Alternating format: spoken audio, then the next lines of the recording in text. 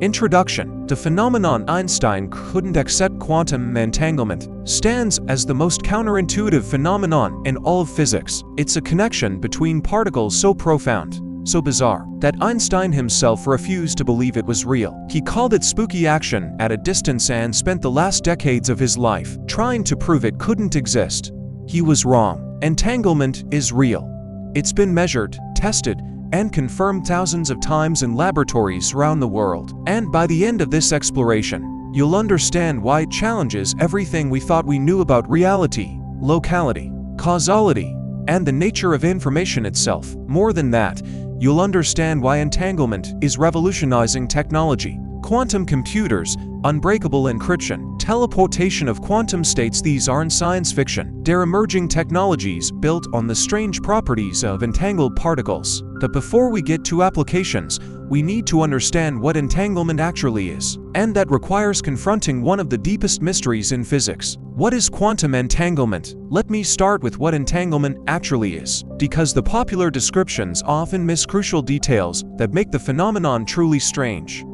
Imagine you have two particles, let's say two electrons. You perform a process that entangles them. The exact mechanism doesn't matter, for now various methods exist. Once entangled, these particles become correlated in ways that have no classical explanation whatsoever. If you measure one electron spin along a particular axis and find it spinning clockwise, you instantly know the other electron is spinning counterclockwise along that same axis. No matter how far apart they are, they could be in the same room, on opposite sides of Earth, or separated by billions of light years. The correlation remains perfect. That might not sound strange at first. Maybe you're thinking they were just prepared that way from the beginning, like putting a red ball in one box and a blue ball in another box, then separating the boxes. When you open one box and find the red ball, you instantly know the other box contains the blue ball. Nothing weird there. The colors were determined when you put the balls in the boxes. But quantum mechanics is fundamentally, radically different. Before measurement, neither electron has a definite spin state. They don't exist in definite states at all. Instead, they exist in what's called a superposition, a combination of multiple states simultaneously. It's not that we don't know which state they're in. They genuinely aren't in any definite state. The measurement doesn't reveal a pre-existing property, like opening the box reveals which color ball was always there. Instead, measurement creates the property. It forces the quantum system to choose one state or the other. The choice is random, governed only by quantum probabilities. Nature rolls quantum dice. Yet here's the impossibly strange part. When you measure the first electron and it randomly becomes spin up, the second electron, potentially billions of light years away, instantly becomes spin down. Instantly, faster than light could travel between them, faster than any signal could possibly propagate. This is what troubled Einstein so deeply. How do the particles coordinate? How does the second particle know what happened to the first? There's no signal passing between them. There can't be. Signals are limited by the speed of light. And that limit is absolute in Einstein's relativity theory. Yet the correlation is perfect, immediate, and undeniable. The correlation occurs even though each individual measurement result is random. You can't predict whether the first electron will be spin up or spin down. But whatever it turns out to be, you know with absolute certainty what the other will be. It's as if the two particles, separated by any distance, remain somehow a single unified system. This violates our deepest intuitions about how reality works. We naturally think of objects as separate, independent things. A particle here and a particle there should be distinct entities with their own properties. But entangled particles aren't really separate. They're parts of a single quantum state that happens to be spread across space. The classical world and quantum weirdness. To appreciate how strange entanglement is, we need to understand how drastically quantum mechanics differs from classical physics, the physics of everyday experience. In classical physics, objects have definite properties at all times, whether or not anyone observes them. A baseball has a specific position and velocity as it flies through the air. The moon has a definite location and is following a definite orbit, regardless of whether anyone looks at it. Moreover, measuring a system reveals information about it without fundamentally changing it. When you measure a baseball's speed with radar, you learn something that was already true. The baseball had that speed before measurement. The measurement revealed it but didn't create it. This seems obvious. It matches everyday experience. When you check your bank balance, the balance existed before you checked. When you weigh yourself, your weight existed before you stepped on the scale. Measurement reveals properties, it doesn't create them. Quantum mechanics says this intuition is wrong at the microscopic level. Particles don't have definite properties until measured. Before measurement, an electron doesn't have a definite position. It doesn't have a definite momentum. These properties literally don't exist in a well-defined sense. Instead, the electron is described by a wave function, a mathematical object that encodes probabilities. For different measurement outcomes, the wave function might say there's a 30% chance of finding the electron here, a 50% chance of finding it there, and a 20% chance somewhere else. But it doesn't say where the electron actually is, because where the electron actually is isn't a meaningful question before measurement. When you measure, the wave function collapses.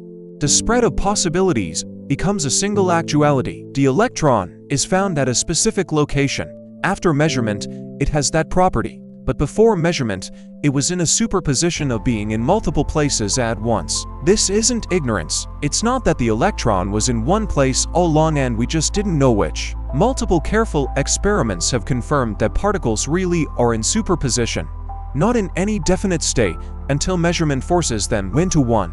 The double-slit experiment, the famous double-slit experiment, demonstrates this vividly. Send individual electrons one at a time through two slits toward a detector screen. You might expect each electron to go through one slit or the other, creating two bands on the screen corresponding to the two slits, but that's not what happens. Instead, an interference pattern appears alternating bright and dark bands. This is the signature of wave behavior. Waves passing through two slits interfere with each other, creating patterns of constructive and destructive interference. Each electron somehow goes through both slits simultaneously and interferes with itself. It exists in a superposition of paths.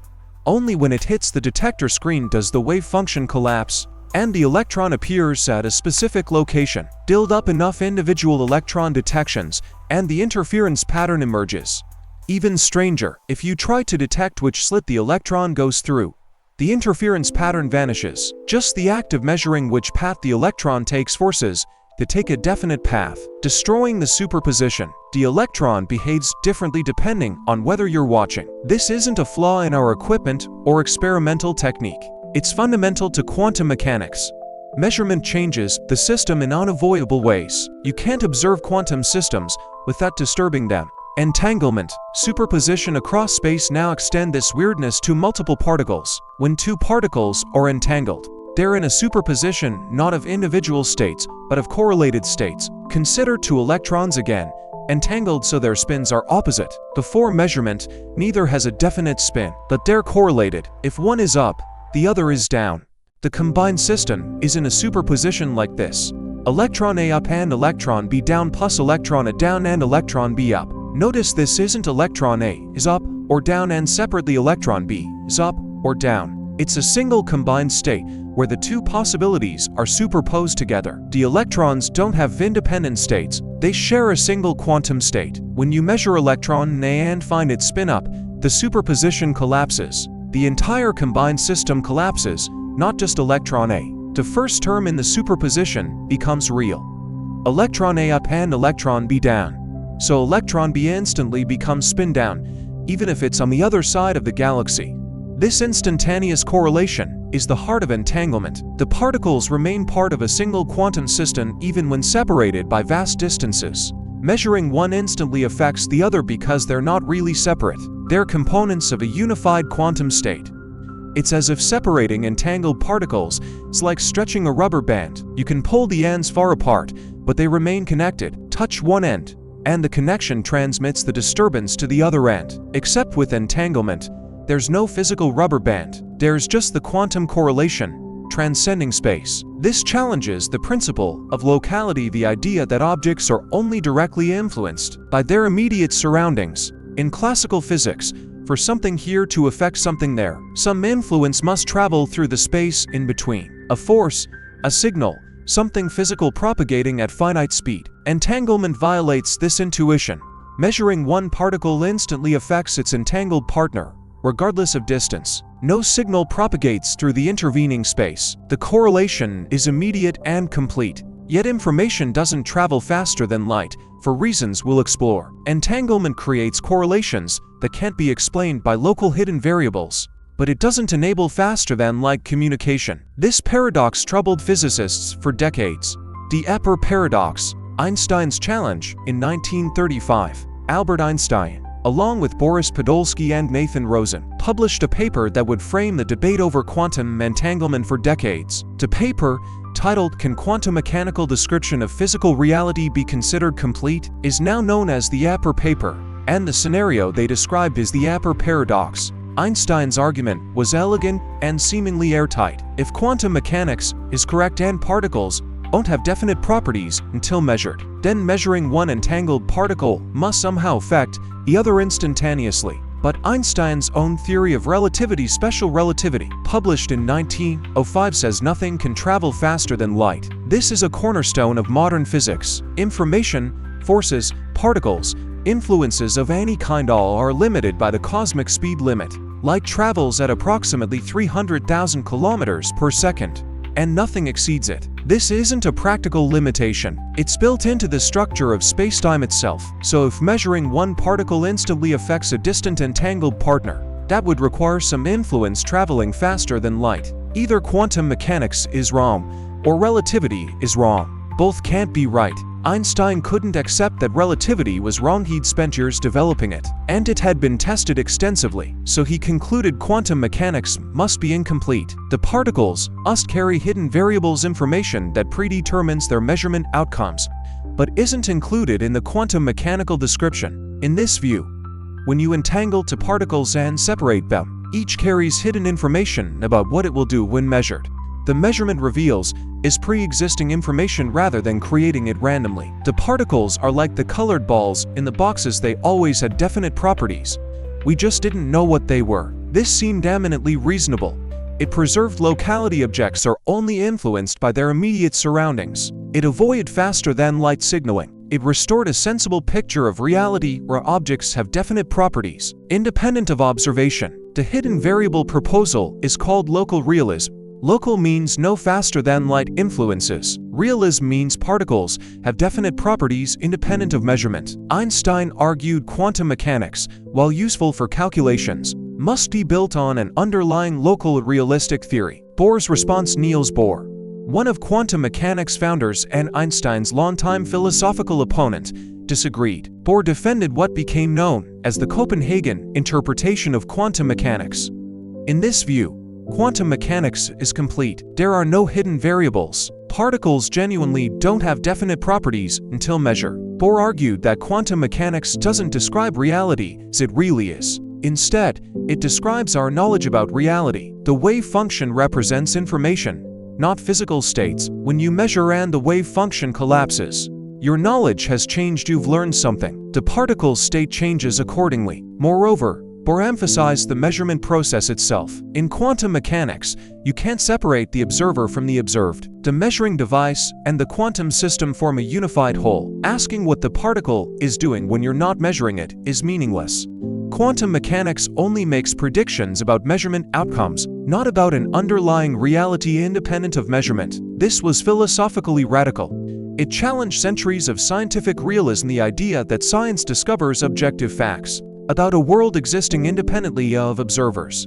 Bohr suggested that at the quantum level, observation and reality are inseparable. Einstein hated this. He famously quipped, "I like to think the moon is there even when I'm not looking at it." His entire scientific career was built on finding objective, observer-independent laws describing nature. The Copenhagen interpretation seemed to make reality subjective, dependent on observation. The Einstein-Bohr debates became legendary in physics history. Two titans, representing different philosophical approaches, arguing about the nature of reality. Einstein sought to show quantum mechanics was incomplete. Bohr defended its completeness. They debated through the 1930s, 40s, and 50s, never reaching agreement, a question without an answer until Bell. For decades, most physicists thought this was purely philosophical. Both perspectives seemed consistent with experiments. You could interpret quantum mechanics through the Copenhagen view or through hidden variables. The math worked either way. It seemed like a matter of taste, not empirical fact. Most physicists adopted a practical attitude. Quantum mechanics works brilliantly for calculations. Use it. Don't worry about interpretation. This pragmatic approach sometimes called shut up and calculate, dominated for years.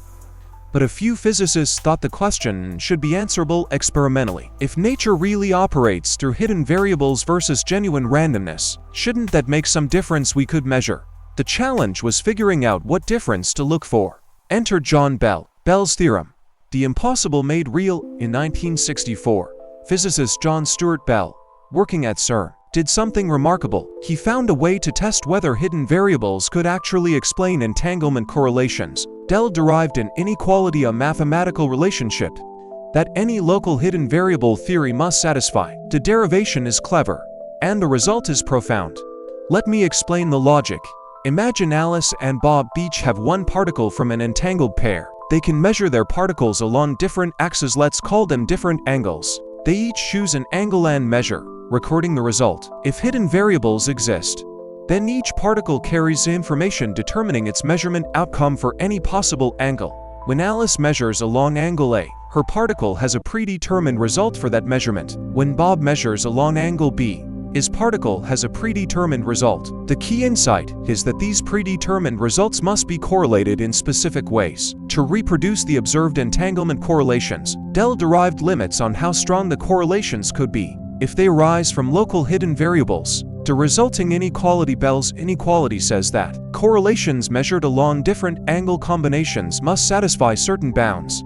The exact form varies depending on the specific scenario, but the essence is that local hidden variables predict correlations can only be so strong. But and this is the crucial part: quantum mechanics predicts correlations that violate Bell's inequality. The quantum predictions exceed what any local hidden variable theory allows. The Chin-equality, the most commonly used version, is the Chin-equality, named after John Clauser, Michael Horn, Abner Shimoni, and John Holt, who refined Bell's work in 1969. The setup involves measuring entangled particles along two possible angles each. Alice can measure along angle A or A, and Bob along angle B or B. They make many measurements, sometimes using A and B, sometimes A and B, and so on, randomly choosing which angles for each measurement. For each measurement, they record whether their results agree or disagree. Then they calculate a specific combination of correlation coefficients. Bell in the form proved that any local hidden variable theory must satisfy S2, where S is this combination of correlations. Quantum mechanics predicts S can reach approximately 2.8 to 8, significantly higher than 2. This is a clear, testable difference. Build the apparatus, make the measurements, calculate S, and you can determine whether quantum mechanics or local hidden variables describes reality. This was extraordinary. Bell had turned a philosophical debate into an experimental question. You could actually test whether Einstein's hidden variables exist. Physics could answer metaphysical questions through experiment, one of the field's greatest achievements. The first tests, Clauser and Aspect. The first experimental tests came in the 1970s. John Clauser, then a young postdoc at Berkeley, performed experiments in 1970 to using entangled photons, light particles with correlated polarizations. His results violated Bell's inequality, supporting quantum mechanics over hidden variables. But these early experiments had loopholes, technical issues that left room for doubt. Maybe the detectors were biased, only detecting certain photons.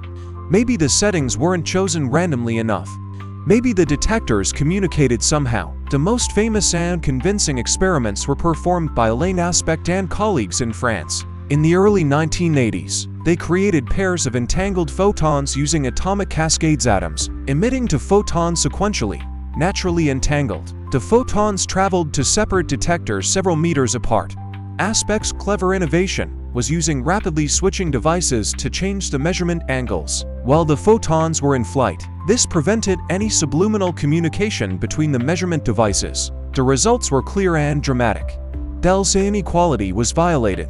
The correlations matched quantum mechanics predictions exactly and significantly exceeded what any local hidden variable theory could produce. Einstein's hidden variables were ruled out. Locality, the principle that objects are only influenced by their immediate surroundings, was in serious trouble. Yet remarkably, Aspect's experiments didn't violate relativity. No information traveled faster than light. We'll explore this apparent paradox later, but the key point is that Bell's inequality can be violated without enabling faster-than-light communication, closing the loopholes. Despite Aspect's groundbreaking work, skeptics pointed to remaining loopholes. 3 major ones persisted for decades. The detection loophole.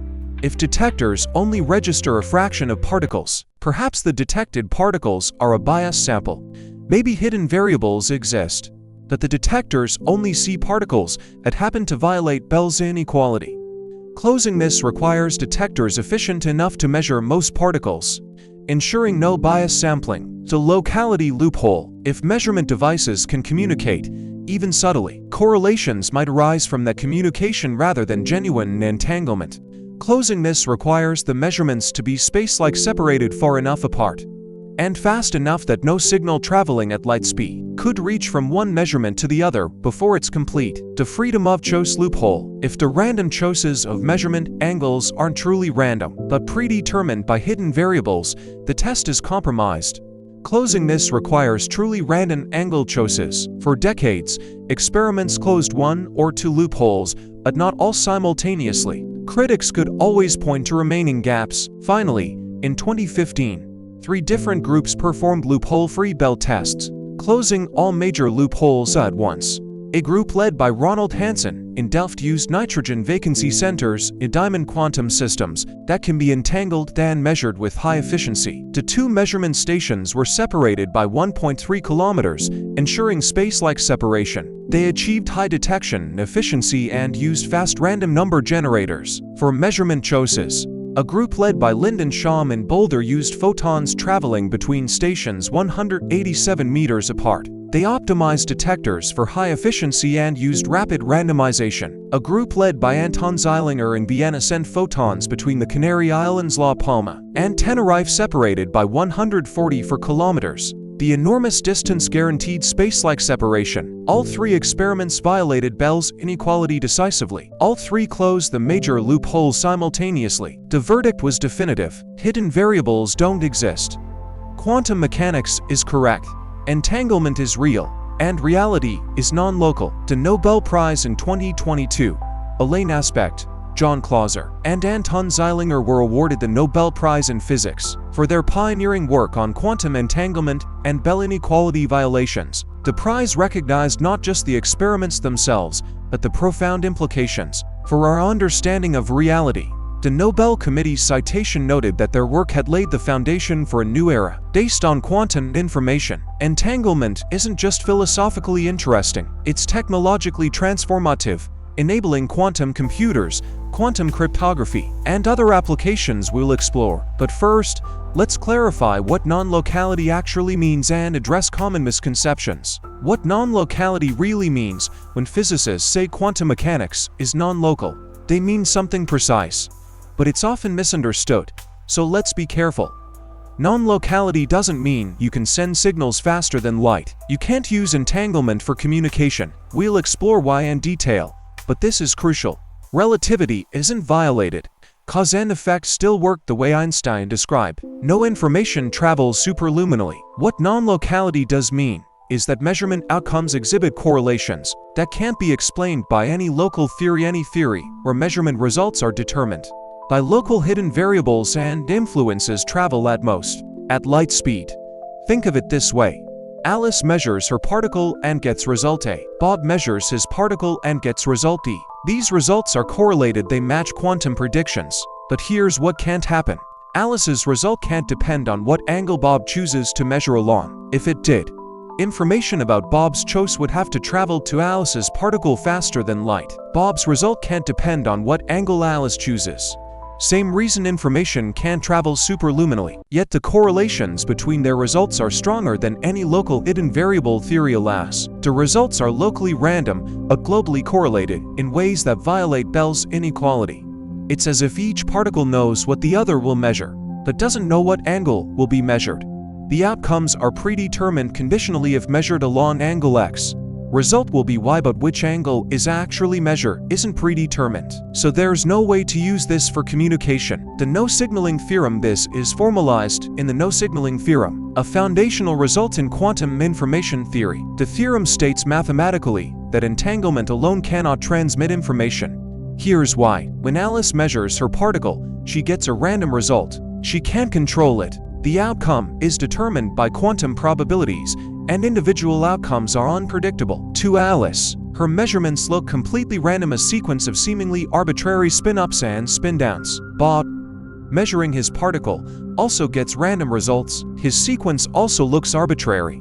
Crucially, the statistics of Bob's measurements don't depend on what Alice does, whether she measures her particle or not, whether she chooses angle A or A. Bob's results have the same statistics: 50% up, 50% down, completely random. Only when Alice and Bob compare their results, bringing them together physically, or sending them via conventional light-speed limited communication, do they see the correlation. And that comparison requires classical communication, which can't exceed light speed. So while the correlation is instantaneous, measuring Alice's particle instantly determines Bob's result. Extracting that correlation requires light-speed limited information transfer. No information travels faster than light. Relativity is safe. The paradox of non-locality. Without signaling, this creates a deep paradox. Something non-local is clearly happening. The measurement outcomes are correlated in ways that can't be explained by local hidden variables. The particles behave as if they're connected across space, as if they're parts of a single system despite spatial separation. Yet this connection can't be used for communication. It can't be used to send signals. It's as if nature designed quantum mechanics to be just non-local enough to be profoundly weird, but not so non-local as to violate causality or allow time travel paradoxes. Why is nature like this? Nobody knows. It's one of the deepest mysteries in physics. Quantum mechanics works this way, but we don't have a deeper explanation for why these particular rules apply. Some physicists find this deeply unsatisfying. Surely there should be a reason. Others argue that asking why nature has certain fundamental laws is meaningless. The laws are what they are, and physics describes them, but can't explain them in terms of something more fundamental. Regardless, the experimentally verified fact is that nature exhibits non-local correlations that can't be used for signaling. This combination of properties is uniquely quantum. Classical physics can't reproduce it. Hidden variable theories can't reproduce it. Only quantum mechanics gets it right. The measurement problem and interpretation's entanglement connects directly to quantum mechanics' deepest puzzle, the measurement problem. What exactly happens during measurement? Why does measurement seem to have a special role? When and how does wave function collapse occur? These questions have troubled physicists since quantum mechanics was formulated in the 1920s. Different interpretations give different answers, and entanglement challenges them all in interesting ways. The Copenhagen interpretation, developed primarily by Niels Bohr and Werner Heisenberg, dominated for decades. In this view, the wave function doesn't describe reality itself, but rather our knowledge about reality. It encodes probabilities for measurement outcomes, not objective physical states. Measurement causes wave function collapse. Before measurement, the system is in superposition. Measurement forces it into a definite state, chosen randomly according to quantum probabilities. It's meaningless to ask what the system is really doing between measurements. Quantum mechanics only predicts measurement outcomes, not an underlying reality independent of observation. For entangled particles, Copenhagen says measuring one particle collapses the joint wave function, instantly determining the other particle's state. This is non-local collapse and instantaneous change across space. But it's not physical influence, it's just information update. You've learned something about the entangled pair, so your description of both particles changes. Critics find this unsatisfying. It makes measurement special without explaining what counts as a measurement or when collapse occurs. And information update shouldn't be instantaneous across vast distances. Information is physical, it has to be encoded in something. And that something can't change faster than light. Copenhagen works for calculations, but struggles with conceptual coherence. When confronted with entanglement, the many worlds interpretation, proposed by Hugh Everett in 1957, takes a radically different approach. It says wave function collapse never happens. Instead, all measurement outcomes occur. When you measure an entangled particle, the universe splits into branches. In one branch, you measure spin up. In another, you measure spin down. Both branches are equally real. The wave function always evolves according to Schrödinger's equation, never collapsing. Superpositions never resolve, they just become more elaborate. You only experience one branch, so it seems like the wave function collapsed. But that's an illusion. The other outcomes happened in parallel branches you can't access. For entangled particles, measuring one causes branching. In some branches it's spin up and the other is spin down. In other branches it's the reverse. The correlation is preserved across all branches, but there's no non-local collapse because nothing collapses. The wave function just evolves locally everywhere. Many worlds avoid non-local collapse but introduce an infinite proliferation of parallel universes. Every quantum measurement branches reality into multitudes of worlds.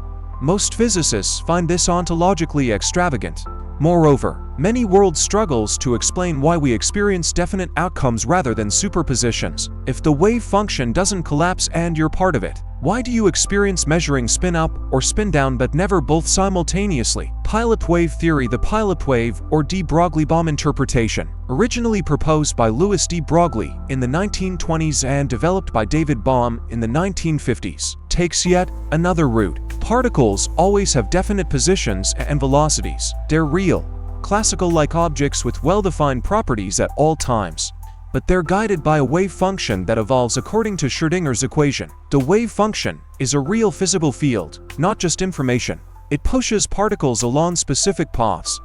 Measurement doesn't collapse anything. The wave function keeps evolving. Measurement just reveals the particles' positions, which were always there. This restores determinism and realism. Particles have definite properties independent of observation, but it requires explicit non-locality. The wave function extends throughout space and instantaneously affects all particles and everywhere.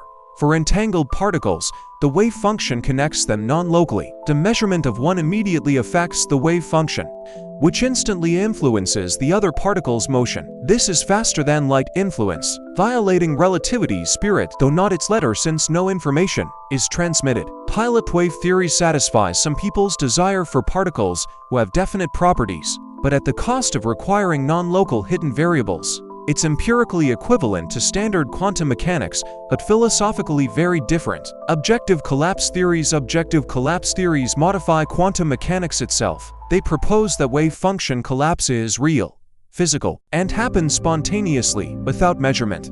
In these theories, the wave function evolves according to modified equations that include random, spontaneous collapses. For small systems like single particles, collapses are extremely rare. For large systems with many particles interacting, collapses are frequent. This explains why we never see macroscopic superpositions, cats both alive and dead. Large objects collapse almost instantly due to their many particles, but microscopic systems can remain in superposition for long times, because spontaneous collapse is rare. For entanglement, objective collapse theories predict that entangled states spontaneously collapse over time and distance. The farther apart the particles, the faster collapse occurs. This makes testable predictions entanglement should degrade with distance, more than standard quantum mechanics predicts. So far, experiments haven't detected such degradation. Entanglement has been maintained over thousands of kilometers. This constrains objective collapse models. If collapse happens, it must be rarer than many models predict. Which interpretation is right? All these interpretations make identical predictions for experiments. They disagree about what's really happening, but they agree on what we'll measure. This makes them empirically equivalent. You can't use experiments to distinguish them. Some physicists argue this means interpretations are philosophy, not physics. Science predicts observations, and if interpretations make the same predictions, choosing between them is taste, not science. Others argue interpretations guide research. They suggest new experiments, new theories, new ways of thinking. The right interpretation might point toward quantum gravity or other advances. Entanglement challenges all interpretations. Copenhagen requires non-local collapse. Many worlds must explain definite outcomes. Pilot wave needs explicit non-locality. Objective collapse must predict testable differences. The debate continues. No consensus exists. Physicists use quantum mechanics successfully every day without agreeing on what it means. This is unusual in science, but perhaps appropriate for a theory so fundamentally strange. The quantum information revolution. While philosophers debate interpretations, engineers exploit entanglement for technology. Over the past few decades, quantum information science has exploded, transforming entanglement from a curiosity into a resource. The key insight: entanglement is useful. It enables tasks impossible with classical physics. Quantum computers, secure communication, precise sensors, and more all leverage entangled states. Quantum computing. Beyond classical limits, classical computers process bits, units of information that are either 0 or 1. Every calculation manipulates these bits according to logical rules. This works brilliantly for countless applications, but some problems are intractably hard. Factoring large numbers, for example, becomes exponentially harder as numbers grow. A 300-digit number would take classical computers longer than the universe's age to factor. Yet cryptography relies on this hardness. Encryption assumes factoring is difficult. Quantum computers use qubits, quantum bits that can be in superposition with 0 and 1 simultaneously. A single qubit isn't much more powerful than a classical bit, but multiple qubits can be entangled. Two entangled qubits can represent 4 states simultaneously: 0, 1, 10, 11. 3 entangled qubits represent 8 states. N entangled qubits represent 2 n states. With just 300 qubits, you can represent more states than there are atoms in the universe. This is quantum parallelism. A quantum computer doesn't just process one calculation at a time. It processes all 2n possibilities simultaneously through superposition and entanglement. But there's a catch. You can't simply read out all 2n results. Measurement collapses the superposition, giving you one random outcome. The art of quantum computing is designing algorithms that use superposition and entanglement such that wrong answers cancel out through quantum interference, while right answers reinforce. Shor's algorithm. In 1994, mathematician Peter Shor discovered a quantum algorithm for factoring that's exponentially faster than any known classical algorithm. Shor's algorithm can factor a 300-digit number in hours rather than eons. This shook the cryptography world. If large-scale quantum computers are built, or say encryption becomes breakable, secret communications, financial transactions, classified government data, everything secured by Ursa would be vulnerable. This isn't hypothetical. Intelligence agencies and researchers are taking it seriously. The NSA has announced transitioning to quantum-resistant encryption. NIST, National Institute of Standards and Technology, is standardizing post-quantum cryptography algorithms, but building quantum computers capable of running Shor's algorithm requires thousands or millions of qubits maintained in coherent superposition for extended times. That's currently far beyond our capabilities. Current quantum computers. Today's quantum computers are small and noisy. IBM, Google, IonQ, Rigetti, and others have built machines with 50 to 433 qubits. But these qubits are noisy, they lose coherence quickly, making errors frequent. In 2019, Google claimed quantum supremacy, performing a specific calculation that would take classical supercomputers thousands of years. IBM disputed the claim, arguing clever classical algorithms could match it. But even if the specific task was artificial, designed to showcase quantum advantage, it demonstrated that quantum computers can do something remarkable. The challenge is scaling up while reducing noise. Qubits are incredibly fragile. Any interaction with the environment, stray electromagnetic fields, thermal vibrations, cosmic rays causes decoherence.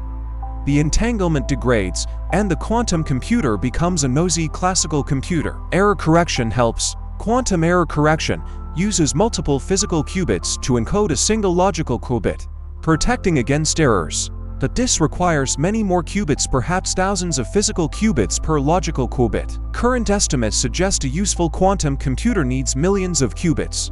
We're at hundreds. Progress is steady but slow. It might take another decade or two to reach large-scale fault-tolerant quantum computers.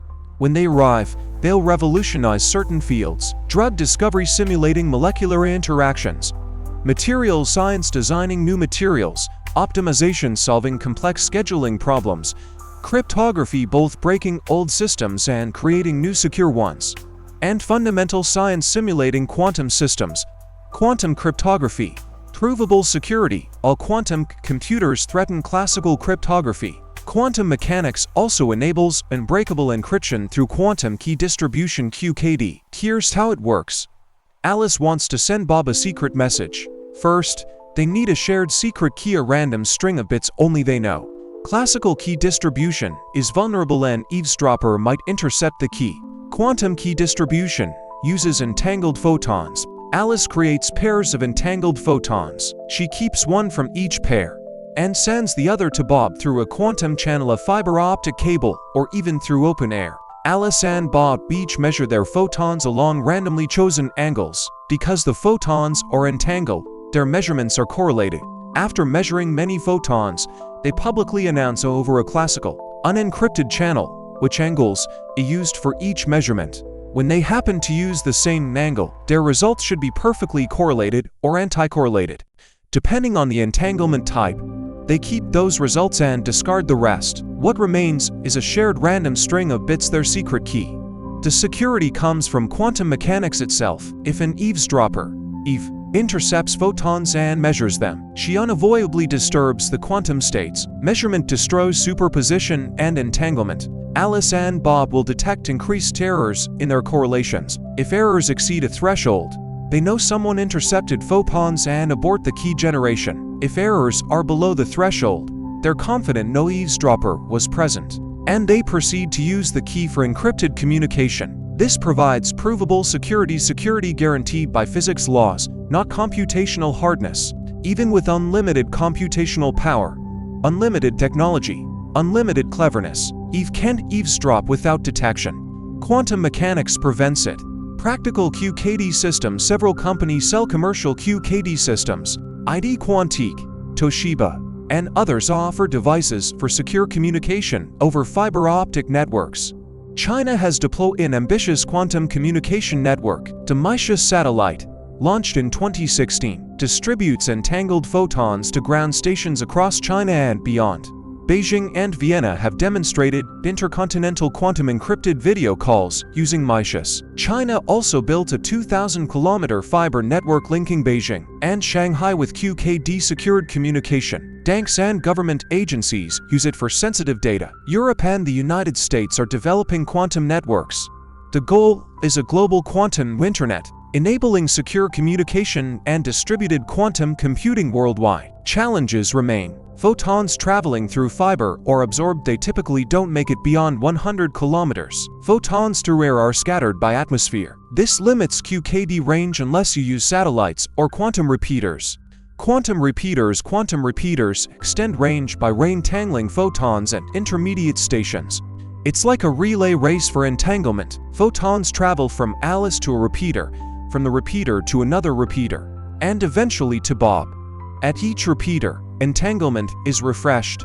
But building quantum repeaters is hard. You need to store photons quantum mechanically while waiting for the next segment. Perform entanglement swapping, more on this shortly, and do error correction, all without destroying the fragile quantum states. Several groups are working on quantum repeater prototypes.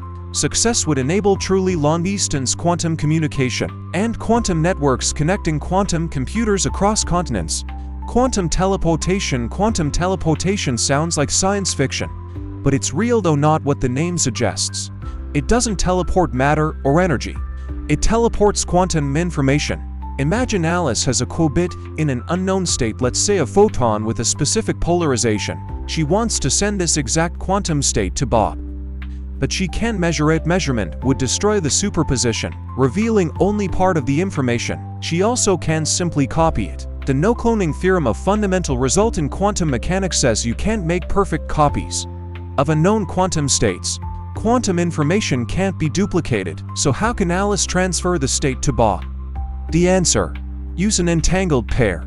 Alice and Bob share two entangled qubits, the entangled resource. Alice performs a joint measurement on her original qubit and her half of the entangled pair. This measurement doesn't reveal the original state, but produces two classical bits of information. She sends these two bits to Bob through a classical channel, phone, internet, courier. Doesn't matter. Bob uses them to perform a specific operation on his half of the entangled pair. After Bob's operation, his qubit is now in the exact state Alice's original qubit was in. The quantum state has been teleported from Alice to Bob. The original is destroyed in the measurement, and a perfect copy appears at Bob's location. This is truly teleportation. The state vanishes from one place and appears elsewhere.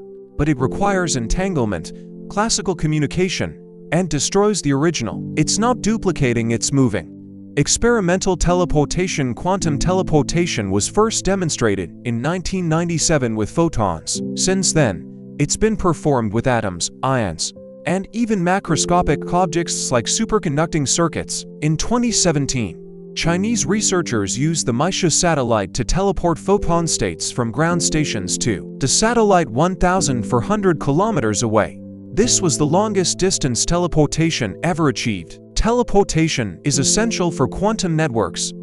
It enables transferring quantum information between distant nodes without physically moving qubits. Combined with quantum repeaters, it forms the backbone of future quantum internet infrastructure. Quantum sensors.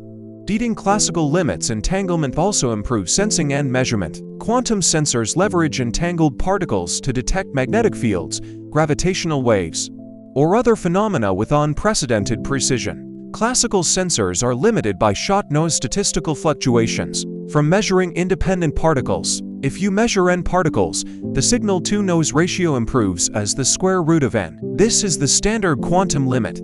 But if those n particles are entangled, they're not independent. Their correlations can reduce noise below the standard quantum limit, approaching the Heisenberg limit, the ultimate precision allowed by quantum mechanics. For example, atomic clocks measure time using quantum transitions in atoms. The best atomic clocks are approaching the standard quantum limit. Entangling the atoms can surpass it, achieving Heisenberg limited precision. This matters for fundamental physics. Gravitational wave detectors, like LIGO, are limited by quantum noise at certain frequencies. Entangled photons, so-called squeeze-state scope, improve sensitivity, enabling detection of weaker gravitational waves or smaller-scale effects. Quantum sensors could measure brain activity non-invasively, detect subtle magnetic anomalies from medical imaging or geological surveying, provide ultra-precise navigation without GPS, or enable tests of fundamental physics like searches for dark matter. Many applications are still in development, but the potential is enormous. Entanglement and spacetime. A deep connection. Recent theoretical work suggests entanglement might be even more fundamental than previously thought. It might literally be the fabric spacetime is woven from. This radical idea comes from studying the holographic principle and the ADS CFT correspondence, a duality discovered in 1997 by one Maldacena, linking a gravitational theory, a higher dimensional curved space ADS space to it. Quantum field theory without gravity on the boundary of that space CFT. Physicists exploring ADS CFT discovered that entanglement in the boundary quantum theory corresponds to geometric connections in the bulk spacetime. More entanglement between regions on the boundary creates shorter distances in the bulk. Less entanglement means greater separation. If you could somehow disentangle two regions completely, they would become infinitely separated, disconnected from each other in the bulk spacetime. This suggests space itself emerges from quantum entanglement. Distance isn't fundamental, it's a derived quantity, reflecting how entangled quantum fields are in different regions. Emergent spacetime. This is philosophically radical. For millennia, humans have thought of space as a stage on which physics happens and remain independent of the objects within it. Even Einstein, who showed spacetime is dynamic and curved by matter, still treated it as a fundamental entity. But maybe space isn't fundamental. Maybe it emerges from quantum information patterns, specifically from entanglement structure. The entanglement distribution of quantum fields creates the illusion of spatial separation and geometric relationships. If true, this resolves certain quantum gravity puzzles. It explains why quantum mechanics and general relativity are hard to unite. One treats spacetime as fundamental, the other treats quantum information as fundamental. If spacetime emerges from quantum information, then at the deepest level, quantum information is more basic than spacetime itself. This also suggests that at the Planck scale, the shortest meaningful length scale, about 10 to 35 meters, spacetime might not exist in the usual sense. Below that scale, there's just quantum information, and spacetime emerges only at larger scales from entanglement patterns. Black holes and information. This framework sheds light on black hole information paradoxes. Stephen Hawking showed in the 1970s that black holes evaporate through quantum radiation, but the radiation appears thermal random, carrying no information about what fell into the black hole. This violates quantum mechanics' fundamental principle. Information is never destroyed. If a book falls into a black hole, all the information in that book, every word, every molecule, every quantum detail should be preserved somehow. But Hawking radiation seems random. The information appears lost. This is the black hole information paradox, and it troubled physicists for decades. If spacetime emerges from entanglement, there's a potential resolution. Information falling into a black hole doesn't disappear. It becomes encoded in entanglement between quantum fields inside and outside the event horizon. As the black hole evaporates, this information gradually leaks out through subtle correlations in the Hawking radiation. The radiation isn't truly random, it's maximally entangled with the black hole interior. As the black hole shrinks and eventually vanishes, all the information returns to the outside universe, preserved in the entanglement structure. This is still being worked out mathematically. The details involve quantum error correction, holography, and advanced mathematics. But the basic picture is that entanglement provides a mechanism for information to escape black holes without violating causality, or quantum mechanics. R equals APR. Wormholes and entanglement. Even more speculatively, entanglement might create wormholes, tunnels through spacetime connecting distant regions. In 2013, physicists Leonard Susskind and Juan Maldacena proposed the R equals EP-R conjecture. R stands for Einstein-Rosen bridge, a type of wormhole. EPR stands for Einstein-Podolsky-Rosen pairs, entangled particles. The conjecture says these are equivalent. An entangled pair of particles is connected by a quantum wormhole, not a macroscopic wormhole. You could travel through. These wormholes are Planck scale, far too small for matter, that they provide a geometric connection between the particles. If true, this explains entanglement's non-locality. Entangled particles aren't really separated, they're connected by a hidden geometric link, a shortcut through spacetime's quantum foam. Measuring one affects the other not because information travels through space, but because they're connected by a wormhole. This is highly speculative. The mathematics is complex and incomplete, but it represents a fascinating frontier where quantum mechanics, general relativity, and information theory converge. If EREPR is correct, every entangled pair, and there are countless entangled pairs throughout the universe, is connected by tiny quantum wormholes. Spacetime at the smallest scales is riddled with these connections, a quantum foam of wormholes threading through reality. Entanglement in nature, biology, and beyond. Entanglement isn't just a laboratory phenomenon. It appears throughout nature, including in biological systems. Surprising given that biology typically operates in warm, wet, noisy environments that should destroy quantum effects quickly. Photosynthesis. Quantum biology plants convert sunlight into chemical energy with near-perfect efficiency. Light excites electrons in chlorophyll molecules. These excitations must travel from light-harvesting antenna complexes, where photons are absorbed, to reaction centers where chemistry happens. Classical models predicted these excitations would move inefficiently, like random walkers often getting lost or dissipating as heat. But real photosynthesis is almost perfectly efficient, approaching 100% in some cases. How? In 2007, researchers using ultrafast lasers discovered that photosynthetic systems maintain quantum coherence for hundreds of femtoseconds, long enough for energy transfer to occur. The excitations exist in superposition, exploring multiple pathways simultaneously. Moreover, evidence suggests chlorophyll molecules are entangled during energy transfer. This entanglement enables optimal energy routing, channeling energy efficiently to reaction centers. This was controversial. How can quantum effects survive in warm, wet biological systems? Shouldn't thermal fluctuations destroy coherence instantly? The answer involves quantum classical interplay. The biological environment isn't just noise, it's structured, evolved by billions of years of natural selection. Protein scaffolds surrounding chlorophyll molecules protect quantum states from destructive noise, while allowing certain vibrations that actually help maintain coherence. Nature evolved quantum technology billions of years before humans conceived it. We're only now learning to replicate these tricks artificially. Avian navigation. Quantum compass. Some migratory birds navigate using Earth's magnetic field. They sense fields too weak for any known classical mechanism. One explanation involves quantum mechanics. The mechanism is called the radical pair mechanism. Blue light creates pairs of molecules with unpaired electrons in bird's eyes. These radicals are initially entangled. Earth's magnetic field affects how quickly entanglement decays, changing the chemical reaction rates. Birds perceive this as a visual pattern overlay on their vision, a quantum compass, showing magnetic field direction and strength. This is supported by experiments showing that radio frequency fields, which would destroy quantum coherence, disrupt birds' navigation. But alternative explanations exist, and debate continues.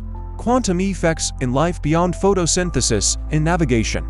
Quantum tunneling might be crucial in enzyme catalysis. Enzymes facilitate reactions by allowing particles to tunnel through energy barriers. DNA mutations might occur through quantum tunneling of protons between base pairs. Smell might involve quantum recognition of molecular vibrations. These ideas remain somewhat controversial. Traditional biology assumes classical physics suffices for macroscopic organisms, but accumulating evidence suggests quantum mechanics plays functional roles selected by evolution. If entanglement is common in biology, life itself might be fundamentally quantum. The boundary between quantum and classical worlds might be blurrier than we thought. The future of entanglement research. The study of entanglement is accelerating. Here's what's coming in the next decade or two. The quantum internet. The quantum internet will revolutionize communication and computation. Instead of classical bits flowing through fiber optics, qubits will be teleported via entangled photons. Quantum computers worldwide will connect, enabling distributed quantum computation far more powerful than isolated machines. China's Maisha satellite has demonstrated intercontinental quantum communication. Europe is building the quantum communication infrastructure QCI. The United States has the National Quantum Initiative allocating billions for quantum technology. Within a decade, major cities might have quantum networks. Within 2 decades, global quantum internet infrastructure could exist, enabling applications we haven't imagined yet. Testing quantum gravity. Entanglement might test quantum gravity, the theory unifying quantum mechanics and general relativity that we don't yet have. One proposal involves entangling massive objects in quantum superposition. Their gravitational fields would also be superposed and entangled. Some quantum gravity theories predict this produces measurable effects. Current experiments have achieved superposition with increasingly massive objects, molecules, nanoparticles, micron-scale objects. Entangling truly macroscopic objects remains extremely challenging but is the long-term goal. Success would provide experimental evidence for quantum gravity, something we've never had. It would constrain theories and guide development of a complete quantum gravity theory. Fundamental physics tests. Entanglement might test physics foundations. Do quantum mechanical predictions hold at all scales? Are there limits to entanglement? Maximum distances or maximum numbers of particles that can be entangled. Some theories predict entanglement should degrade over cosmic distances due to quantum gravity effects or other new physics. Testing this requires space-based experiments with satellites separated by thousands or millions of kilometers.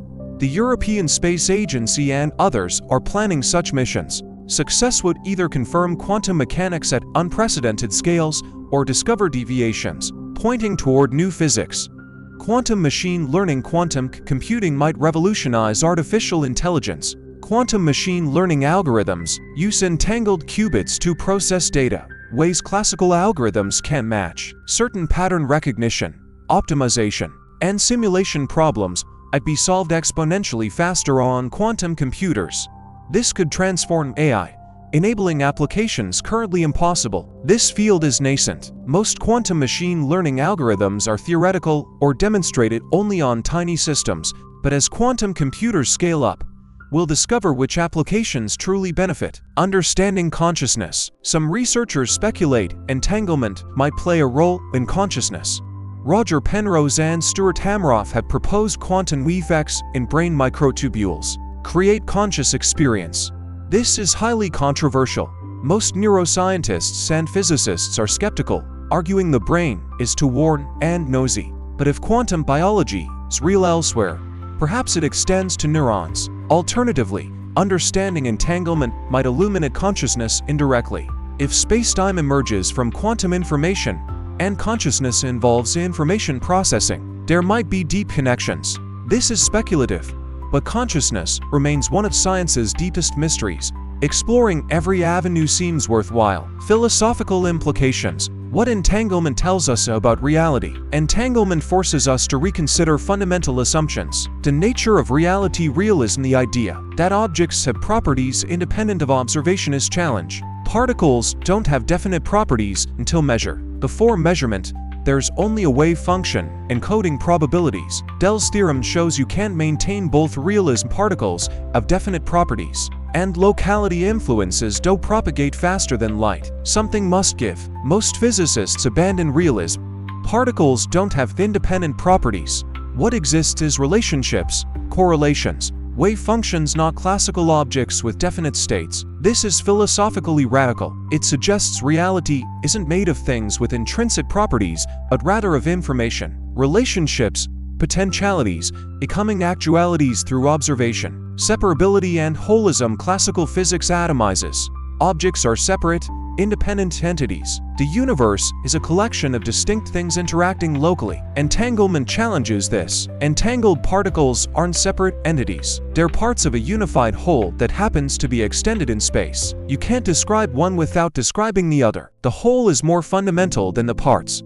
This suggests a holistic ontology. Fundamental reality might not be composed of separate objects, but rather interconnected wholes. Separateness is approximate, emergent at large scales, but not fundamental. Eastern philosophies, particularly Buddhism and Taoism, have long emphasized interconnection. Western science traditionally atomizes and reduces. Entanglement suggests maybe the holistic view captures something deep. Determinism and free will. Quantum mechanics is fundamentally probabilistic. Measurement outcomes are random, determined only by probabilities. Hidden variable theories that would restore determinism are ruled out by Bell's theorem. The universe really is indeterministic at the quantum level. The future isn't predetermined. Only probabilities are determined. Some find this liberating. If nature is fundamentally random, maybe there's room for free will. Others find it disturbing. Randomness isn't comforting. Things happen for no reason beyond quantum statistics. Entanglement complicates this further. Individual measurement results are random. The correlations between entangled particles are deterministic. The joint system's evolution is perfectly predictable, even though individual components are random. This suggests a subtle interplay between determinism and randomness at reality's foundations. The role of observation. Why does measurement play a special role? Why does observing a quantum system change it fundamentally? Different interpretations answer differently, but all agree observation matters in ways that have no classical analog. You can't separate the observer from the observed. Measurement isn't passive revelation, it's active participation in creating reality. This resonates with ideas from philosophy of science that all observation is theory-laden, that scientists don't discover pre-existing facts, but construct knowledge through interaction with nature. Quantum mechanics makes this literal. Observation constructs reality at the microscopic level. Conclusion: living in an entangled universe. Quantum entanglement has taken us from Einstein's philosophical objections through Bell's theorem to loophole-free experiments proving nature is non-local, from spooky speculation to quantum computers, cryptography, and technological revolution, from laboratory curiosity to fundamental insight about spacetime's nature. But mysteries remain. How do entangled particles coordinate instantaneously? What is the wave function physically? What happens during measurement? Why does quantum mechanics work this way? Is spacetime truly emergent from entanglement? We don't have final answers. Different interpretations tell different stories, all compatible with experiments. Maybe future discoveries will narrow options. Maybe we'll always face interpretational ambiguity. Maybe reality, its deepest level, resists simple description. Regardless, entanglement is real. It's not illusion, not measurement artifact, not philosophical confusion. It's a fundamental feature of nature challenging our deepest intuitions about how reality works. You're made of quantum stuff. Every atom, every electron, every photon in your body obeys quantum mechanics. Entanglement is woven throughout, between particles in your cells, between your atoms and the surrounding environment, between Earth and distant stars through photons streaming across space. You're part of a quantum universe where separateness is approximate, where distant events connect in ways transcending space, where information and relationships might be more fundamental than matter and energy. This is humbling and extraordinary. The universe is stranger, richer, more interconnected than classical physics imagined. Reality has depths we're only beginning to explore. The journey continues. Each experiment reveals new facets. Each theoretical advance opens new questions. Each technological application demonstrates entanglement's power and reality's quantum nature. We're privileged to live when these questions are being answered, when technology enables experiments probing foundations of existence, when theories mature enough to make testable predictions. The universe is entangled, and so are we, part of a cosmos more unified, more connected, more wondrous than our ancestors dreamed. Entanglement reminds us that reality transcends our everyday experience, that science reveals truth stranger than fiction, that the quest to understand continues, and that quest, the human drive to comprehend reality, at its deepest level might be the most remarkable phenomenon of all. We're the universe attempting to understand itself. Quantum systems evolved to model quantum mechanics. Entangled particles studying entanglement. That's not just interesting science, it's profound philosophy. It's the universe achieving self-awareness through conscious observers. Arising from its quantum depths, entanglement connects us all to each other, to Earth, to the cosmos, not metaphorically but physically, through quantum correlations threading through reality. We're not separate observers studying an independent universe. We're part of it, woven into its quantum fabric. And understanding this entanglement's true nature might be our species' greatest intellectual achievement. Not because it leads to technology, though it does. Not because it solves practical problems, though it does.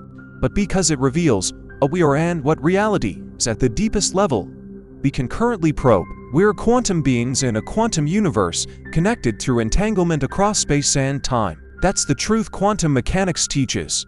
That's the reality experiments confirm. That's the strange, wonderful, profoundly non-classical nature of existence itself. We've skirted around consciousness. Now let's address it directly. Despite the controversy, some researchers, notably Roger Penrose and Stuart Hameroff, have proposed that consciousness involves quantum processes in the brain, specifically in microtubules, protein structures within neurons. Their argument: classical computation can't explain consciousness because consciousness involves non-algorithmic understanding. Quantum mechanics, particularly quantum gravity effects in microtubules, might provide the necessary non-algorithmic physics. Most neuroscientists and physicists are deeply skeptical. The brain is warm and wet conditions that destroy quantum coherence within picoseconds. There's no evidence neurons operate quantum mechanically. Classical neural networks explain much of brain function without invoking quantum mechanics. But skepticism isn't disproof. We've seen quantum effects persist in biological systems, like photosynthesis. Perhaps evolution discovered ways to protect quantum coherence even in noisy environments. More speculatively, if spacetime emerges from quantum information and consciousness involves information processing, there might be deep connections. Perhaps consciousness is how certain quantum information processing systems feel from the inside. This is wild speculation. We don't understand consciousness scientifically. We don't understand quantum mechanics' full implications. Connecting them might seem like explaining one mystery with another. But history shows that radical ideas sometimes prove correct. Continental drift was ridiculed before being accepted. The Big Bang seemed absurd before evidence accumulated. Perhaps quantum approaches to consciousness will eventually bear fruit. Or perhaps consciousness is entirely classical. We don't know. But entanglement teaches us that reality is stranger than we imagined. So keeping an open mind seems prudent. The participatory universe physicist John Wheeler proposed the concept of a participatory universe. The idea that observers don't just passively observe reality, but actively participate in creating it through measurement. Quantum mechanics supports this. Before measurement, quantum systems exist in superposition, multiple possibilities simultaneously. Measurement collapses these possibilities into definite outcomes. In a sense, measurement creates reality. Wheeler took this further. Maybe the universe's quantum wave function includes everything: all matter, all space, all time. Observations anywhere collapse this universal wave function, selecting which branch of reality becomes actual. In this view, conscious observers are necessary for reality's existence. Without observers to collapse wave functions, the universe would remain in superposition, a ghostly superposition of all possibilities, with nothing definite. This sounds mystical, but Wheeler was a rigorous physicist. He meant it seriously. The universe, through evolving conscious observers like us, observes itself and thereby creates its own definite existence. This is controversial and perhaps unfalsifiable, but it illustrates how deeply quantum mechanics challenges our understanding of reality and observation's role. The future of entanglement research, the study of entanglement, is accelerating. Here's what's coming in the next decade or two. The quantum internet. The quantum internet will revolutionize communication and computation. Instead of classical bits flowing through fiber optics, qubits will be teleported via entangled photons. quantum computers worldwide will connect, enabling distributed quantum computation far more powerful than isolated machines. China's Maisha satellite has demonstrated intercontinental quantum communication. Europe is building the Quantum Communication Infrastructure (QCI). The United States has the National Quantum Initiative allocating billions for quantum technology. Within a decade, major cities might have quantum networks.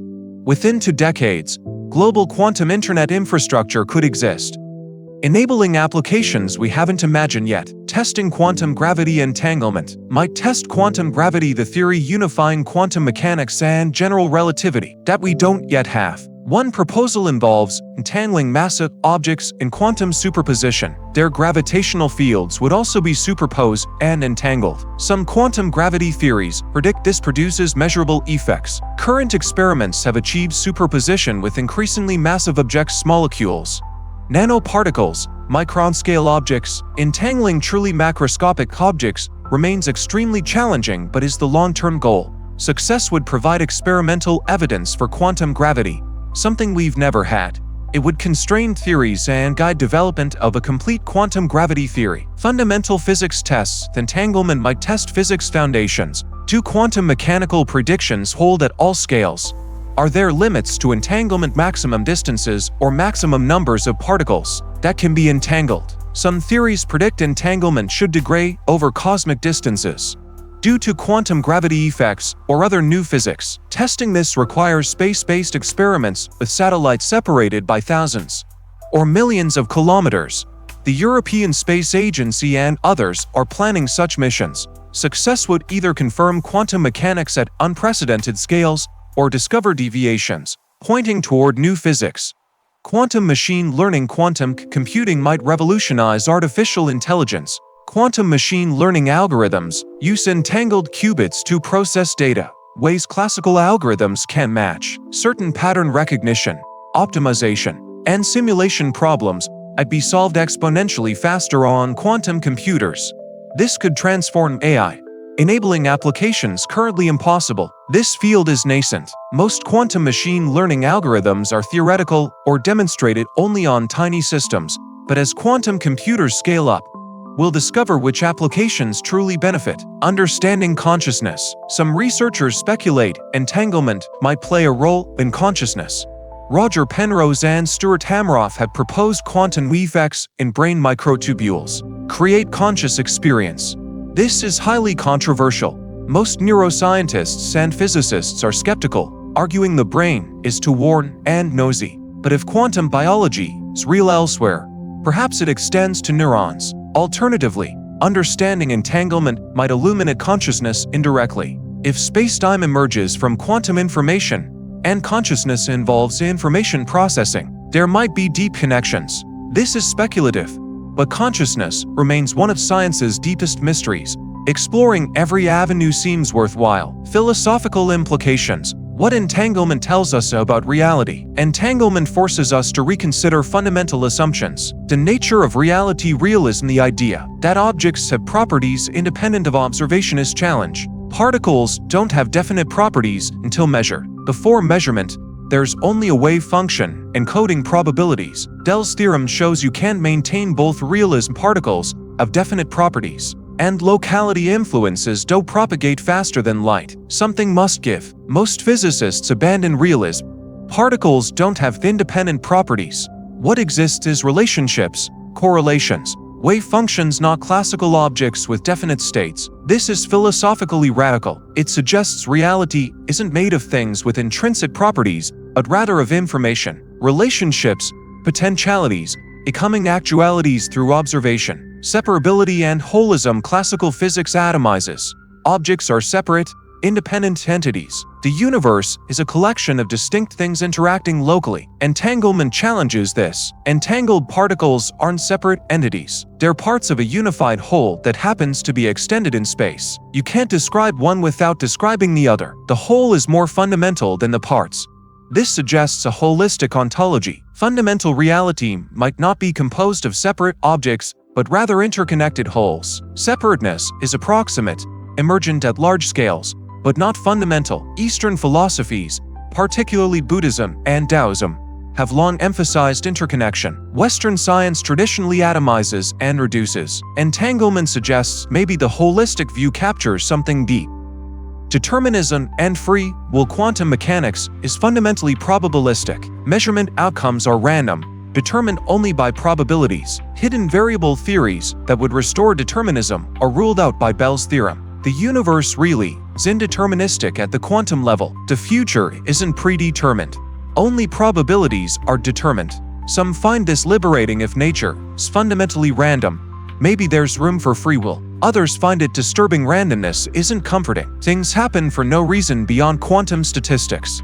Entanglement complicates this further. Individual measurement results are random. The correlations between entangled particles are deterministic. The joint system's evolution is perfectly predictable, even though individual components are random. This suggests a subtle interplay between determinism and randomness at reality's foundations. The role of observation. Why does measurement play a special role? Why does observing a quantum system change it fundamentally? Different interpretations answer differently, but all agree observation matters in ways that have no classical analog. You can't separate the observer from the observed. Measurement isn't passive revelation, it's active participation in creating reality. This resonates with ideas from philosophy of science that all observation is theory-laden, that scientists don't discover pre-existing facts, but construct knowledge through interaction with nature. Quantum mechanics makes this literal. Observation constructs reality at the microscopic level. Conclusion: living in an entangled universe. Quantum entanglement has taken us from Einstein's philosophical objections through Bell's theorem to loophole-free experiments proving nature is non-local, from spooky speculation to quantum computers, cryptography, and technological revolution, from laboratory curiosity to fundamental insight about spacetime's nature. But mysteries remain. How do entangled particles coordinate instantaneously? What is the wave function physically? What happens during measurement? Why does quantum mechanics work this way? Is spacetime truly emergent from entanglement? We don't have final answers. Different interpretations tell different stories, all compatible with experiments. Maybe future discoveries will narrow options. Maybe we'll always face interpretational ambiguity. Maybe reality, its deepest level, resists simple description. Regardless, entanglement is real. It's not illusion, not measurement artifact, not philosophical confusion. It's a fundamental feature of nature challenging our deepest intuitions about how reality works. You're made of quantum stuff. Every atom, every electron, every photon in your body obeys quantum mechanics. Entanglement is woven throughout between particles in your cells, between your atoms and the surrounding environment, between Earth and distant stars through photons streaming across space. You're part of a quantum universe where separateness is approximate, where distant events connect in ways transcending space, where information and relationships might be more fundamental than matter and energy. This is humbling and extraordinary. The universe is stranger, richer, more interconnected than classical physics imagined. Reality has depths we're only beginning to explore. The journey continues. Each experiment reveals new facets. Each theoretical advance opens new questions. Each technological application demonstrates entanglement's power and reality's quantum nature. We're privileged to live when these questions are being answered, when technology enables experiments probing foundations of existence, when theories mature enough to make testable predictions. The universe is entangled. And so are we, part of a cosmos more unified, more connected, more wondrous than our ancestors dreamed. Entanglement reminds us that reality transcends our everyday experience, that science reveals truth stranger than fiction, that the quest to understand continues, and that quest, the human drive to comprehend reality, at its deepest level might be the most remarkable phenomenon of all. We're the universe attempting to understand itself. Quantum systems evolved to model quantum mechanics. Entangled particles studying entanglement. That's not just interesting science, it's profound philosophy. It's the universe achieving self-awareness through conscious observers. Arising from its quantum depths, entanglement connects us all to each other, to Earth, to the cosmos, not metaphorically but physically, through quantum correlations threading through reality. We're not separate observers studying an independent universe. We're part of it, woven into its quantum fabric. And understanding entanglement's true nature might be our species' greatest intellectual achievement. Not because it leads to technology, though it does. Not because it solves practical problems, though it does, but because it reveals a we are and what reality is at the deepest level we can currently probe. We're quantum beings in a quantum universe, connected through entanglement across space and time. That's the truth quantum mechanics teaches. That's the reality experiments confirm. That's the strange, wonderful, profoundly non-classical nature of existence itself.